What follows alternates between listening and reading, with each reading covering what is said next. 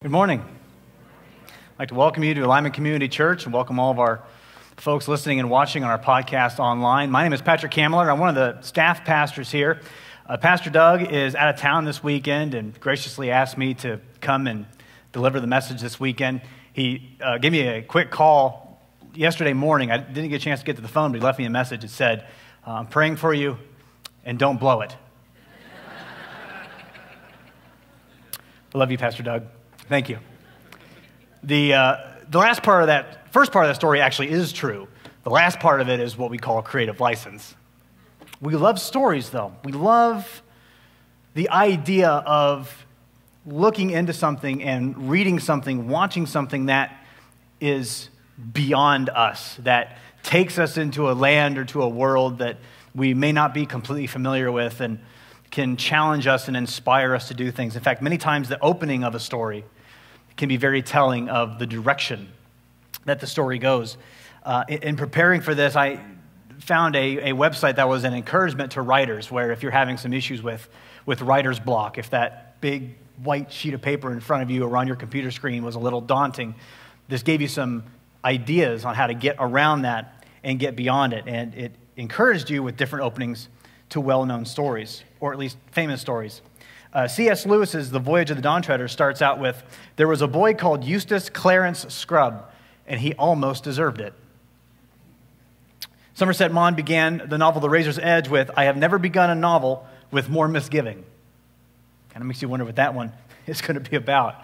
But we love stories regardless of the source, whether they're from movies or books or even video games have gotten very heavy into storytelling over the last few years. And storytelling is a big part of our culture, and not just ours. Storytelling has been how other cultures over hundreds and thousands of years have communicated and explained the world around them. Ancient Romans, Greeks, Egyptians invented gods and goddesses to help them explain what happened and why things happened. If you had a good harvest one year, the god or goddess in charge of that must have shown you favor if the trip across the ocean went well. There was a deity responsible for how that went.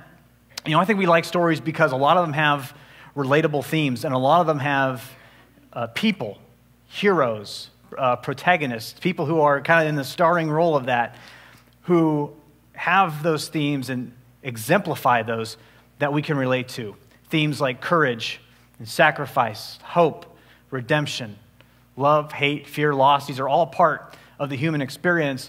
And when we sit and watch a movie, when we sit down and read a book, when we listen to something, we can empathize with people who are in those situations. And we love underdogs in this society. We love those people who, against all odds, rise up and vanquish evil in the end. Now, if those two beginnings of stories were kind of unfamiliar to you, here are a couple others that you might be a bit more familiar with. In the beginning, God created the heavens and the earth. One day, Joseph had a dream. There once was a man from Uz by the name of Job. So here is the story of the birth of Jesus Christ. You know, the Bible is an amazing document for multiple reasons. One of them being it is God's story of redemption and restoration of relationship to fallen man. And in that big story, there's a lot of little stories. And these are the stories that many of us are familiar with. We've heard of Noah and Jonah and Gideon and Joseph and Jacob and Abraham, and the list goes on and on and on. In fact, it's recorded a lot of their exploits, not just throughout the Bible, but there's a nice summary in Hebrews 11 that talks about all of these heroes of the faith, as we've known to call them, have done throughout the years. And as I was preparing for this, and I'm looking and studying as to what kind of makes these guys stand out, and as we look at their stories and we read about just what they accomplished and what God called them into and what they ended up doing, there's a part of us that feels a little intimidation. In fact, we kind of want to step back a little bit because we're not really sure if we're capable of accomplishing the same thing. There's a lot of us that feel a swell of intimidation, maybe even, when we look back on what they've done. It's amazing what they did, but I could never do anything close to that. And I think what we forget in all this, and what is very important to know, is The heroes of faith, the people that we look up to in the Bible that we've read about for so many years, number one, they're just like us. They are men and women who had nothing really special about them except God called them and they answered with faith. More on that in a second. We also think they had their act together. They didn't. We've kind of talked ourselves as a society and as a culture that, well, once I get myself cleaned up and I get my act together and I start living right and all stuff, then I'll go to church, then I'll start serving God, then I'll start doing all those things. And we'll see different examples in the Bible how God called people in the midst of their mess, in the midst of their trouble, and called them into something bigger and better. And we have their whole story. The stories that I've talked about of Abraham, of Isaac, of Jacob, of Joseph, all those guys, we have the full picture. We know how it begins, we know how it went, we know how it ends. But the story can be very different, and our perception of it can be very different if we're in the story at the time. Let me give you a modern example. Ohio State just won the national championship on Monday, right? OH. Just checking. All right. They're going to sell DVDs of that game, right? In fact, they might be already selling them. I don't know. Of Ohio State's 42-20 win over Oregon, thus concluding duck season, okay?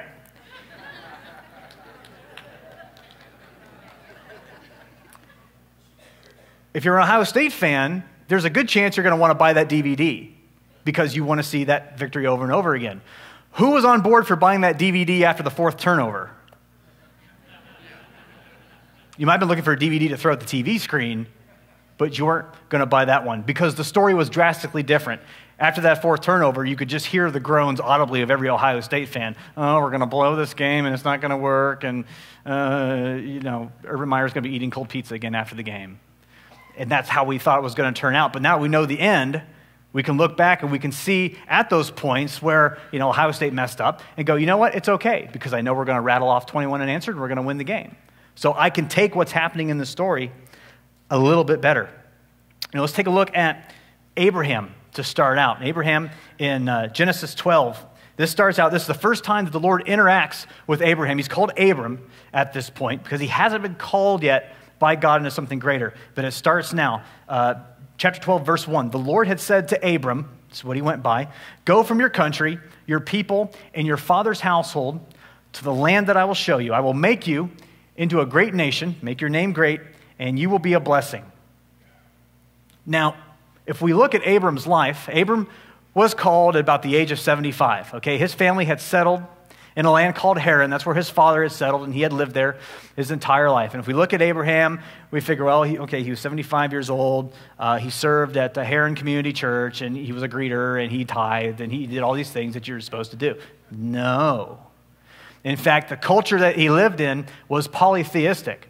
And Joshua tells us in the book of Joshua, later when he's relating the history of the Israelites to the Israelite people, he says, long ago your ancestors, including Terah, the father of Abraham, lived beyond the Euphrates River and worshipped other gods. So Joshua relates the history of Abraham and said, look, when God called him, he was worshiping other gods, which if I remember the commandments correctly is a no-no.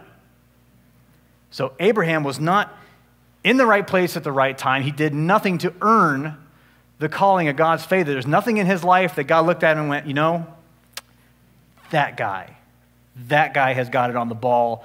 I'm going to use him to do great things. God simply called him, chose him, and equipped him to do what he wanted to do. And Abraham followed and was credited him as righteousness.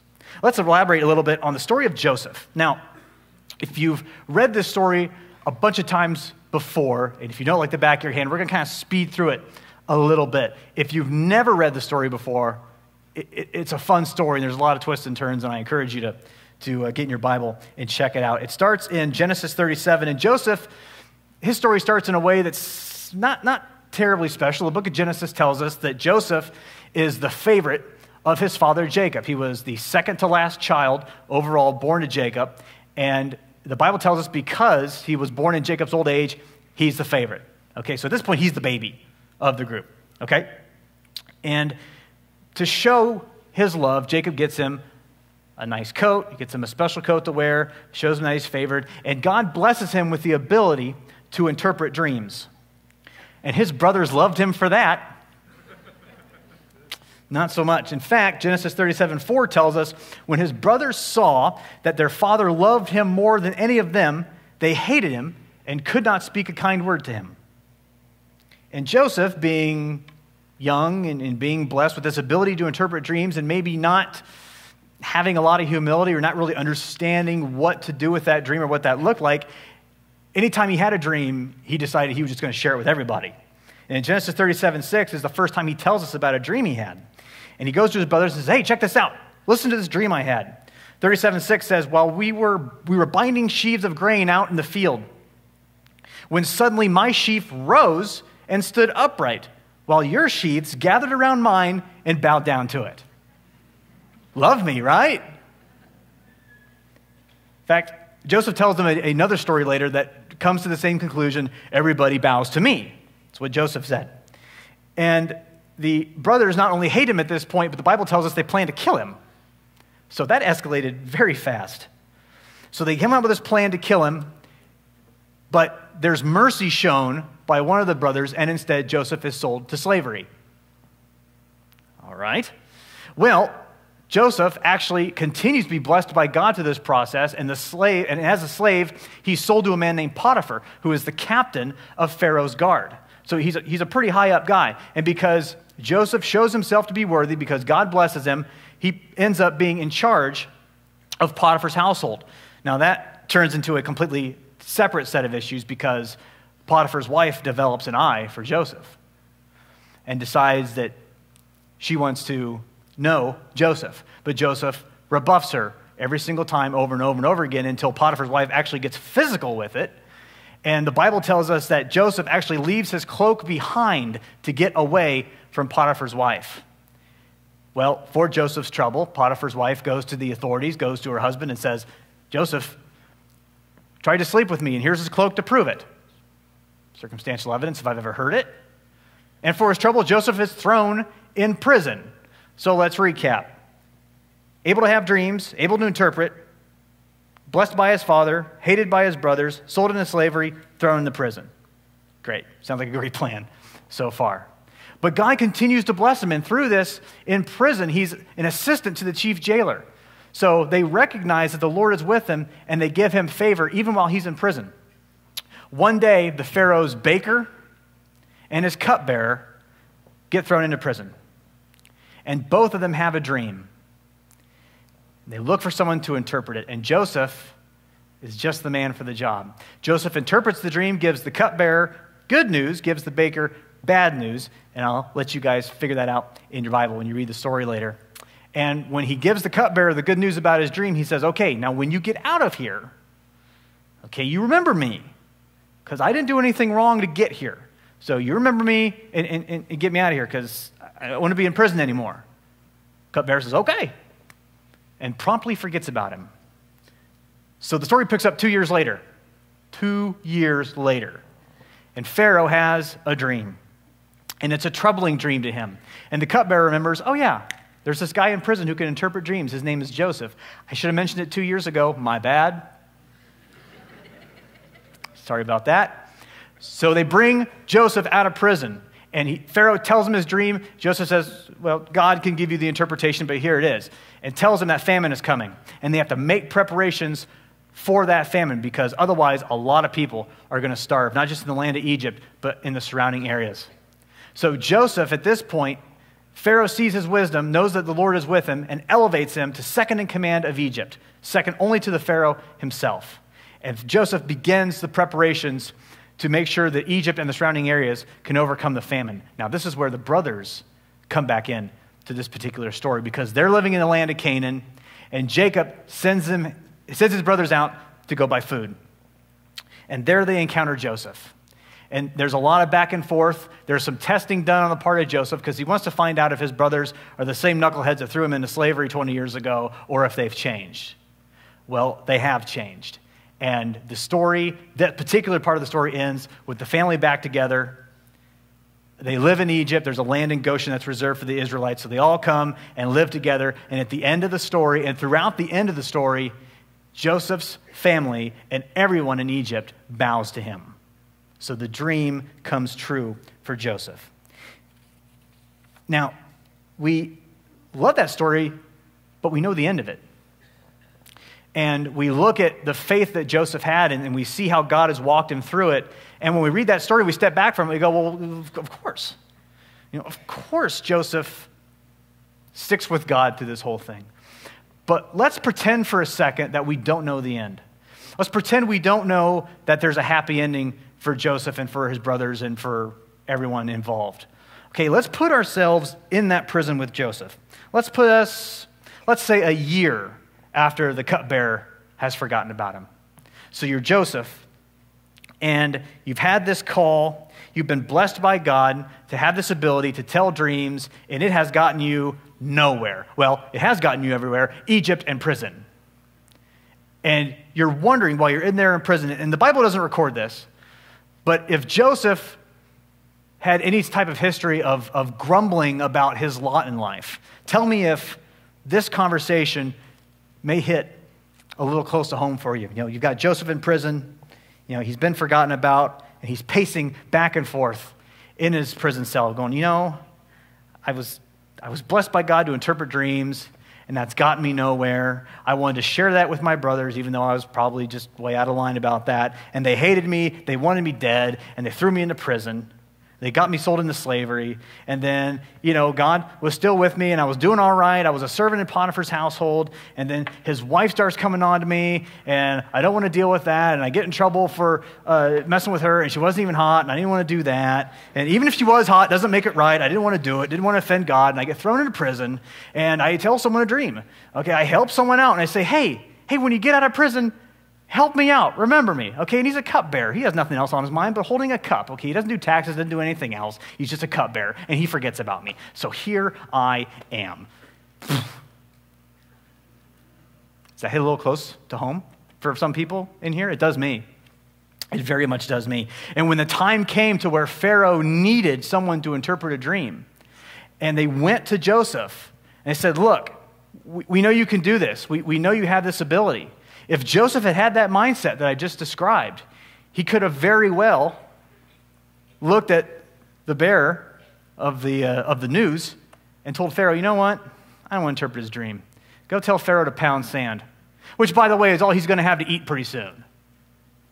But he didn't. He stayed faithful to God. He stayed faithful to his call. He believed that God still had something for him. He interprets the dream and saves a ton of people. In our lives, we can have situations that can test our faith, that can test what our call is and what that looks like, and are we doing the right things that we should be? I know for a long time, when I was a kid, I told people I wanted to be an architect. Little kid. Probably because I liked Legos. That's the only reason that I could think of that I would tell people that, because otherwise I didn't really like math. But I found something in broadcasting and performing and speaking inside that was something I wanted to do, and I went to school for that, and I was told that I was good, and I won awards, and I did what most young men do when they have early success. Number one, I let it go to my head, just like Joseph. And number two, I tied who I was to what I did. So my broadcasting, speaking, whatever that was, that persona was who I was. And then one day, as a younger adult, that was gone. I had lost the job that I had, and that was no longer a part of my life. So since I had wrapped up my entire identity in that, because I thought that's what God had called me to, because I became a Christian in that period of time, and automatically assumed that because God gave me this ability to do this, that this must be what I'll do. I didn't really consult God on what else that should look like. I just said, hey, thanks for the gift. I'm just going to roll along and do this. So now I'm in a position where, I don't know what to do. And I found myself at a point where I was selling oil paintings door to door. Has anyone sold oil paintings door to door in here? Okay, no shared life experience. That's all right. And understand this, I'm not banging on people that have oil paintings, okay? That's fine. I'm amazed that people will buy them from door-to-door salesmen. That was the amazing part. And I had that point where you're going to a job interview in a hotel room. Anybody else had that? Don't answer that. I don't want to know that part. Day in the life of a door-to-door oil painting salesman. You wake up about 7 o'clock in the morning, you cry for 15 minutes, and then you get out the door.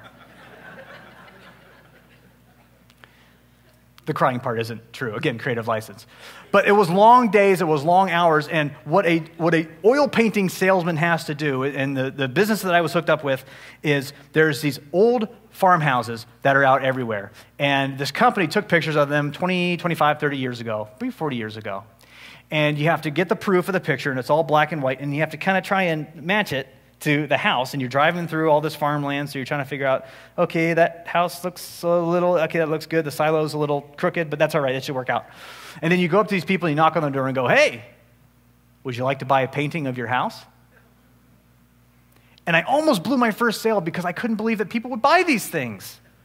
I did this whole presentation inside and just how nice the painting was, and they said, oh yeah, we'll take it. And I almost blew it. I said, you will? You want to buy it? Okay, oh yeah, of course you want this. Needless to say, I didn't do that very long. But I found myself in a spot where I wasn't really sure where to go and what to do. Now, I can look back on that story and I can laugh and I can talk about it. But in that moment, there's a lot of asking God, what's going on here? Why am I doing this? I thought I was supposed to be doing this. I thought you had this entirely separate plan for me, and this is not even close to it. This is nothing resembling that. As I began to look at the differences between our stories, my story, your story, just people that we know, and the people that we read about in the Bible, the big difference that I came to the conclusion of was their faith, their willingness to listen to what God said in their life and walk it out. None of them, and that's the only thing they had in common. That's it. They didn't have any experience for what they were called to do. Abraham had no experience leading people or raising a family at all. There is no education in there. In fact, when Jesus calls the disciples, he calls the people who couldn't cut it as rabbis and as Pharisees. Because in that culture, if you weren't smart enough to be able to learn the scriptures, you went and you did what your father did, which was a fisherman, carpenter, tax collector, and the like.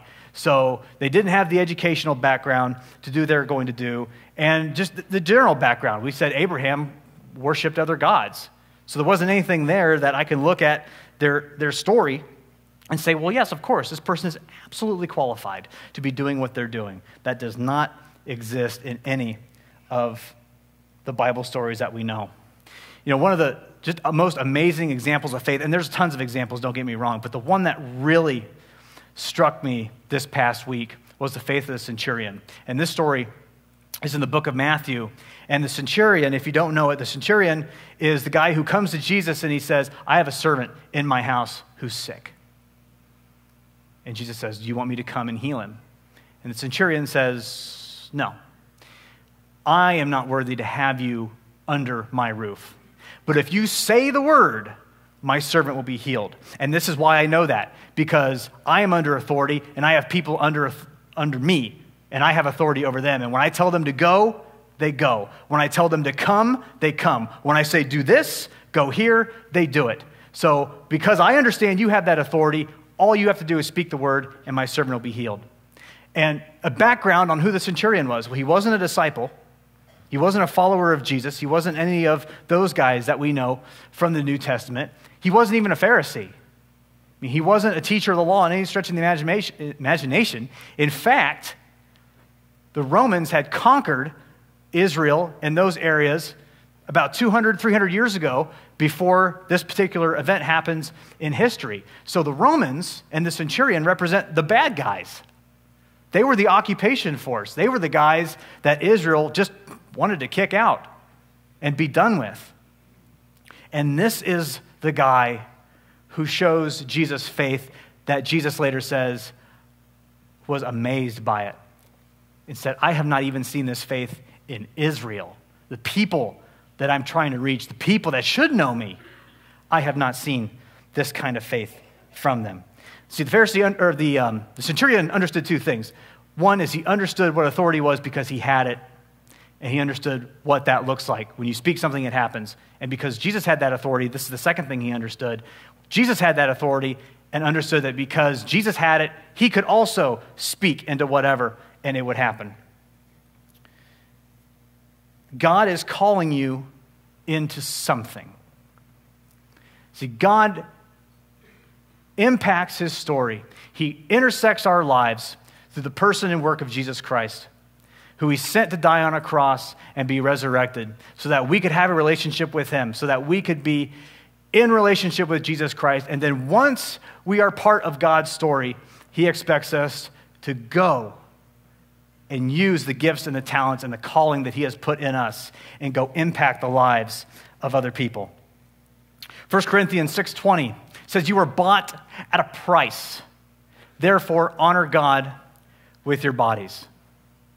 I think there's a transferable principle there. It's like you have been set apart for a reason, and God expects you to move in that direction. He's called you into something greater, and he equips each and every one of us to walk that out. And if you left here today and you thought calling must look like a single thing, like it has to be this and it's fairly narrow, that would not be accurate, because God gives us abilities to do different things, and we can walk that out in a variety of different ways. It just depends on what God has specifically called you to. A little less than a decade ago, I became involved with a ministry called Royal Family Kids.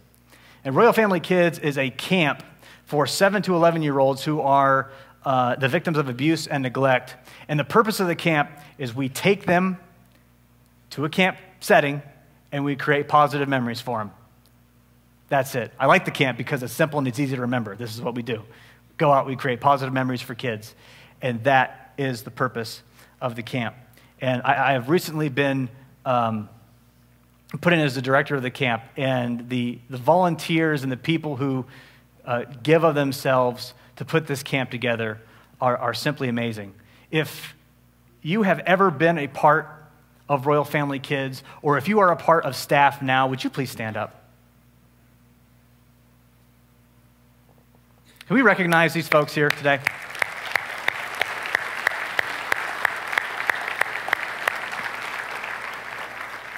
They do a tremendous work. There's been a lot of them through all three services, and you might have noticed some people who are walking around with the kind of crazy colored shirts on.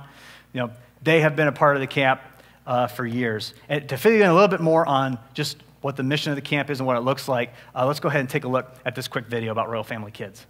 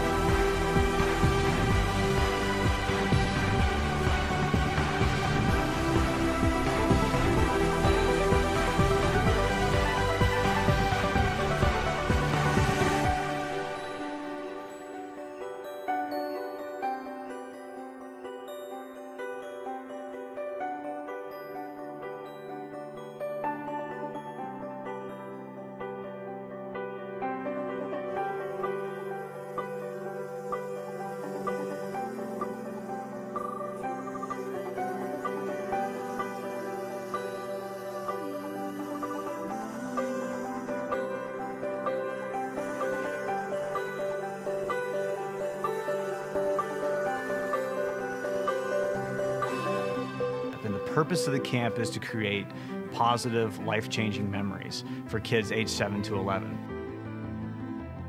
They don't get to have a lot of fun.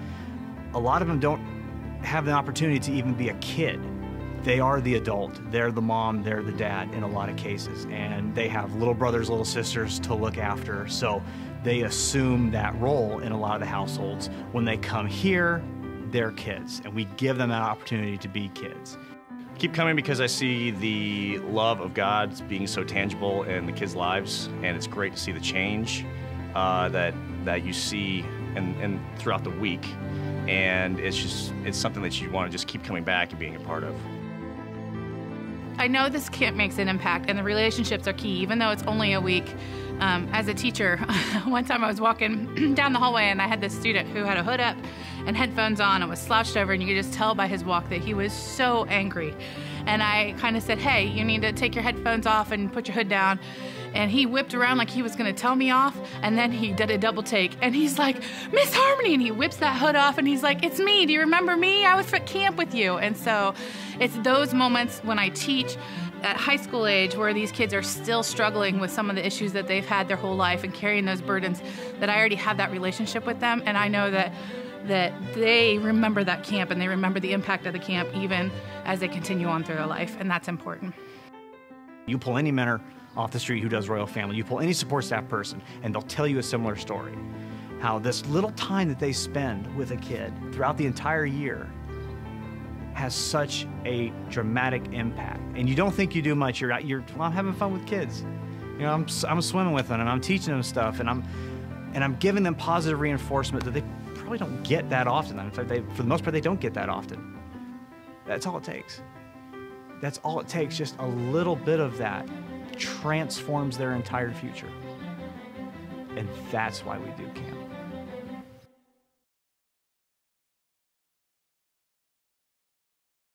Yes.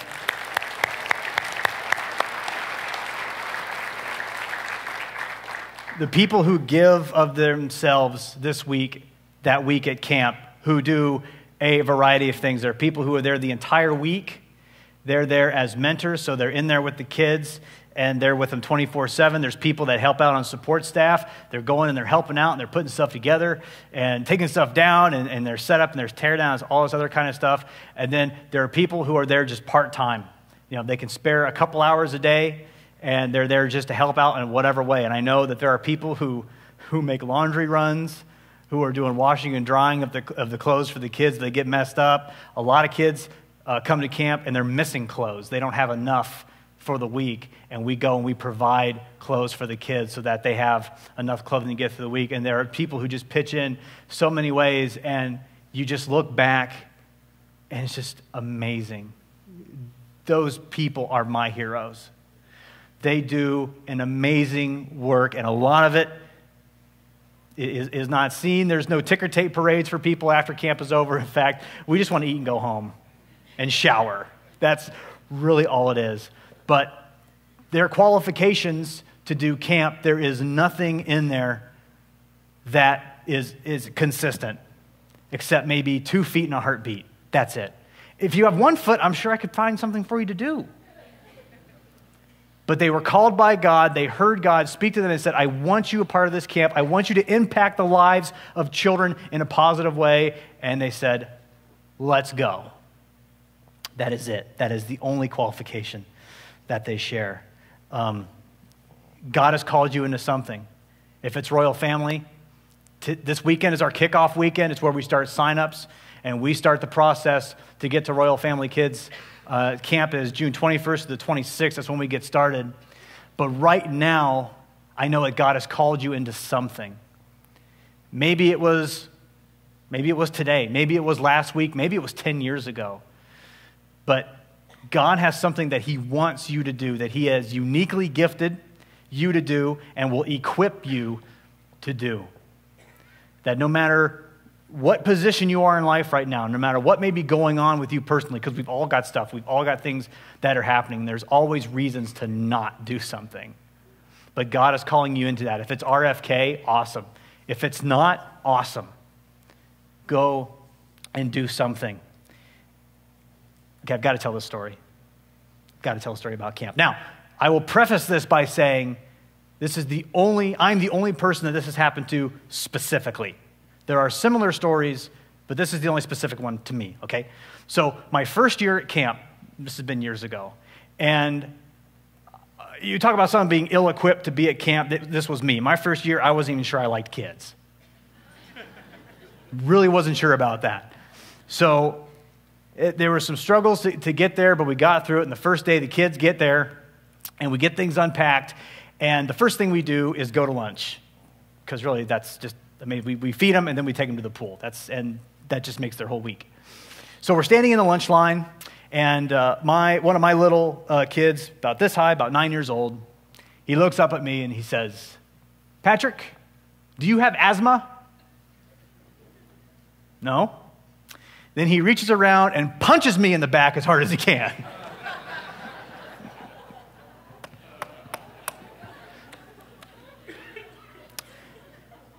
And that's why I do camp.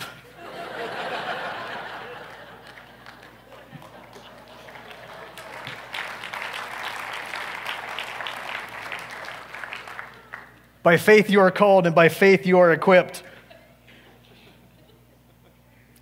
By faith we understand that the universe was formed at God's command. By faith Abel offered God a better sacrifice than Cain did.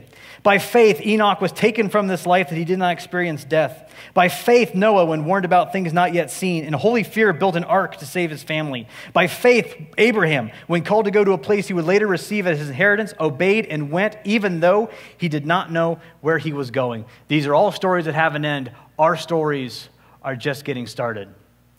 And if we could rework that a little bit, we could probably begin with by faith and then add things that God may be calling us into.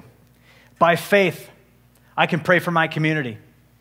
By faith, I can help a kid learn. By faith, I can encourage a teenager. By faith, I can be irrationally generous with a ministry. By faith, I can go and help out in the nursery, even though if I take my eyes off the kids for a second, I think they multiply and create more themselves. By faith, I can believe God is who he says he is, and he says, and I am who he says I am. By faith. As we wrap up today, I've asked the band to come back out, and this is really a, okay, let's go message, because God has called you into something. We have Royal Family Kids signing up right now as a vehicle. That's one thing. We talked about a discipleship thing that's coming that Dave Treat is putting together. That's another thing. The landing is starting. There are so many ways to get involved in doing something in your community, and God has called you into something, and he asks that you go and do it. You know, this may be the first time you've heard about this, and the whole idea of a relationship with Jesus may be kind of far out there. Like you've heard, you don't quite understand.